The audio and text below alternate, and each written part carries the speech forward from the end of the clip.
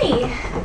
Guys, the update you've been waiting for. If you follow me on social media, you know that Jack Douglas was born. I am now a mother, which is just like, ho ho ho, crazy town.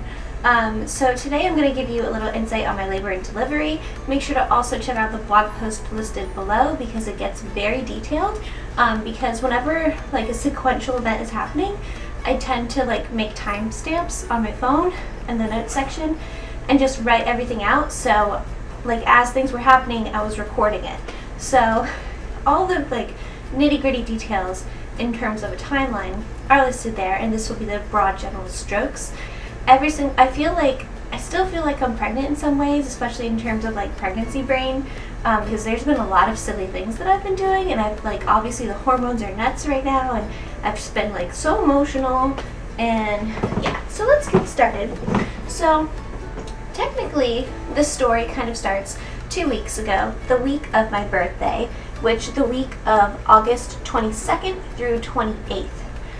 I was very sick that week. I had fever, high blood pressure, the shakes. I was just very uncomfortable kind of the whole week. And for me to get sick, it's like really intense because I just don't get sick. I'm really good at not getting sick. Usually when I'm sick, it's only for 1 day maximum, and I was sick a whole week. So it was crazy. I had to miss work, which I really hate missing work, and I almost had to miss work on my birthday, which would have sucked because I was really looking forward to that cake, but I got cake, so everything's okay there. But so I was sick that whole week, and when I talked to my doctor about it, she started getting concerned, and she's like, we might have to induce you. And I was just like, no, because my maternity leave is unpaid, so I really was trying to work as long as physically possible just so I can get like that last bit of a paycheck, you know? To save up for my leave, and I was just like, no, I really want to wait it out. So I waited an extra day, and then I felt better. But then when I came in for my normal appointment, so fast forward, my normal weekly appointment on August 30th, Wednesday, when I went in, she checked me out, and she was like, yeah, you're already 3 centimeters dilated. And that surprised me, and it didn't, because for a few weeks I was already 2 centimeters, but a lot of people are 2 centimeters dilated for like weeks on end before they actually deliver a baby. But I was like, wow, okay, so I'm progressing, that's good. So I was like, so she's like, you're 3 centimeters dilated, you're looking really swollen, are you sure you're not feeling any contractions? And I was like, no, none, just normal Braxton Hicks. So everything there went fine. She's like, okay, but you know, I don't think you're gonna make it to next week. I think you're gonna deliver earlier than that, because this was a week before my due date, August 30th, and my due date was September 7th. So she was like, yeah, I don't think you're gonna make it to next week. Make sure you have my phone number, make sure you call me. And I was like, okay. So I went back to work. I usually, when I have doctor's appointments, I just see it like the first thing in the morning, and then I go to work right after, and I'm just a little late. So I get to work, and then this is where the timeline starts coming into effect. I'll give you some details on that, but for a full timeline display, definitely check out my blog. So I get to work at 10, and then around 1:30, I'm like, I feel off. So went to the bathroom, which obviously I go to the bathroom like 10 times an hour towards the end of my pregnancy. It was ridiculous. But I went to the bathroom, wiped, and there was some blood. And I was like, interesting. Like, it wasn't a lot of blood, but the blood that was there was a little clumpy. And obviously, if you're watching this is a story about my labor, so it's gonna get kind of graphic. So it's just gonna get like really, really graphic. So if you don't want to know TMI things about me, you should probably leave. So around 1:30, I was like, there's a little blood there. That's interesting. Is this my mucus plug? So then I'm Googling, and I'm texting my mom, and she's like, this really worries me. Can you just leave work? You should leave work right now. And like, she starts getting me paranoid. And I'm like, let me just wait it out a little bit. I just did get a pelvic exam, and you can bleed after pelvic exams. That's normal. So let me just wait a little while. And then, nope, still more blood kept happening. I felt just kind of off and a little shaky. So around 3, I was like, okay, I think it's time that I leave. I think it is my mucus plug. So then tell my boss, everybody gets all excited. They're like, oh my God, you're leaving, you could be having a baby. And it was like a really funny scenario. So my mom comes and meets me, and she follows me on the way home so that if I start getting contractions while I'm driving, then she can stop and drive me the rest of the way. But I wanted to make sure I had my car just in case, because Chris and I only have one car. So I drive home and she follows me home. And then we basically have a sleepover. So it's me, my mom, and my husband. And we order pizza, and we just wait to see if anything happens. Because you're not really supposed to, I mean, obviously you could call your doctor to let you know you think it's going to happen. It depends on the relationship you guys have. But in general, you usually call your doctor when your contractions are 5 minutes apart, and then you go to the hospital. So I didn't think I was having contractions, but I definitely thought it was going to happen within the next few days. But then I found out I was actually having contractions and I didn't know. But that's part of another story. So I was getting like the normal Braxton Hicks contractions, and for me those weren't painful. And everything I've read about contractions online, they're like, trust me, you'll know if you're having a contraction. And I was like, that's the most annoying description ever. So I was like, no, this feels like my normal Braxton Hicks. This doesn't feel any different. I don't think it counts as a contraction. So we were just waiting around eating pizza, and I did have more Braxton Hicks contractions that day throughout, like more than I usually would, and I still had blood on the wipe, etc. for the whole day. So then that night, I checked my blood pressure, because I have a blood pressure monitor at home, and it was high, and I was like, that's not good. So the next morning, first thing when I wake up, I call my doctor's office, and she says, yes, come into the office, let me check you again, you could be in labor. So I was like, okay. So Chris and I and my mom went to the doctor, and we brought our bags with us, because she said to bring your hospital bags just in case. And I brought the hospital bags, we go in, she's like, yeah, your blood pressure is really high, you are so swollen, this is not good, you're gonna go to the hospital right now and have your baby. And I was like, this is just horrifying. So Chris, I, and my mom go to the hospital. Chris's dad joins us. It kind of becomes a huge crowd. Like, there's a lot of people that came to the hospital. So we go to the hospital and wait to be induced. It took a while to get an actual room, so good thing I wasn't in any pain, because it just felt like normal Braxton Hicks to me.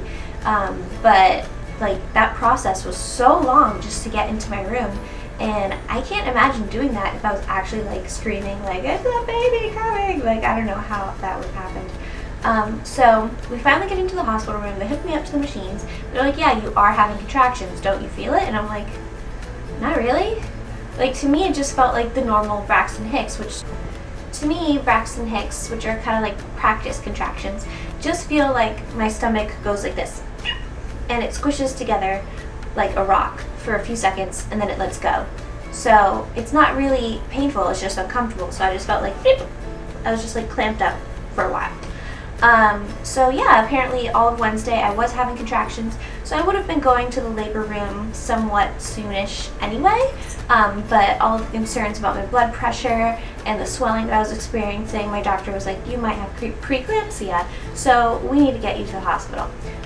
So we go in, they hook me up, and if you ever think you're going to go in labor, if you have an inkling, make sure to eat a fuck ton before you get there, because they don't let you eat anything just in case you need an emergency surgery.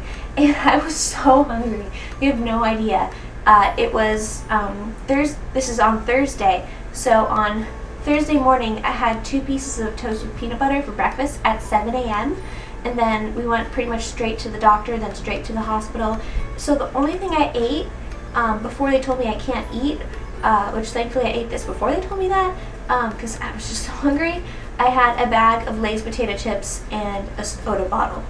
So that's it. And then I wasn't allowed to eat at all, so I didn't eat the rest of the day or until part of the day after, because I was in labor. So anyway, I'm getting a little sidetracked. Make sure you eat before you go to the hospital. So I went in, they checked me, they're like, yeah, you're definitely have high blood pressure, you actually are running a little bit of a fever, and you're swelling, and you're having contractions. Don't you feel them? So I was just like, no. So I was just sitting in our labor room, me, my mom, my sister-in-law, my best friend. Like, you're only supposed to have a certain amount of people in there, but they kept like switching off between the people in the waiting room. So at one point I think we had like 10 people waiting in the waiting room just for me, which was really exciting. I was like, you guys love me. I definitely felt lots of love that day. So I was in the room contracting, and my doctor hadn't come in yet, and they hadn't started to technically induce me, because even though I was in labor, I know that they wanted to like speed it up.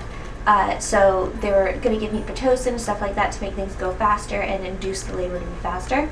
But they hadn't done that yet. It's been several hours. Then when my doctor does come in and check me out, she's like, I think you can do this by yourself. I don't think you need the Pitocin. So this was around like 5:30, and my contractions were coming at 5 minutes apart already. So they were like, yeah, this is good. I think you can handle this on your own. I don't think we need to give you drugs for it. Just let us know when you want an epidural. And they definitely were feeling more intense by that point, because they were 5 minutes apart and they were a lot longer, but it still wasn't that painful to me, honestly. And I don't know if I'm just kind of like one of those weird lucky people that I just don't have that pain receptor, but I've just always kind of been okay with pain. Like, I fractured my arm once, and I didn't go to get it checked out for 3 days because I just thought it was sore, and they're like, no, it's fractured, and I'm like, oh, oops. So me and pain just are good friends, I guess. So it wasn't that bad. But then my doctor came in just half an hour later. She's like, yeah, we got some of your test results back and your liver enzymes. I'm not liking these numbers. And I'm like, I don't know what that means, but I'll trust you. So she said, I think that I want to give you the Pitocin anyway, even though your body's progressing fine, just so it can be a little faster, because I really want to deliver this baby as quickly as we can. So I was like, okay, I trust you. So then I got the Pitocin and I got the epidural. I'm not sure if I got one before the other or if it was around the same time. I don't remember. But I knew that I got the epidural even though I wasn't feeling pain, because I was feeling very antsy. Like I kept having to move my legs a lot. Like just the uncomfortable level was making me a little squirmish. And I didn't want to be doing that like for hours on end and just feel uncomfortable, and then they're like, oops, sorry, you're progressing too much, you can't have an epidural. So just in case, since things were going to speed up, I got the epidural anyway. So around 5:30, like I said, I was 5 minutes apart, and then things started progressing more from there. Okay, here's the timeline. At 6, they started me on Pitocin. By 7:15, I requested the epidural. Around 8-ish, I actually got the epidural, and epidurals don't hurt. I thought it would hurt a lot, but it just felt like 3 bees were on my back stinging me, and then I felt like my legs go numb. So that was weird, but worked out. The only thing, and this is around 8 o'clock at night, and then I was like, I'm not feeling that great. What's going on? I'm very itchy.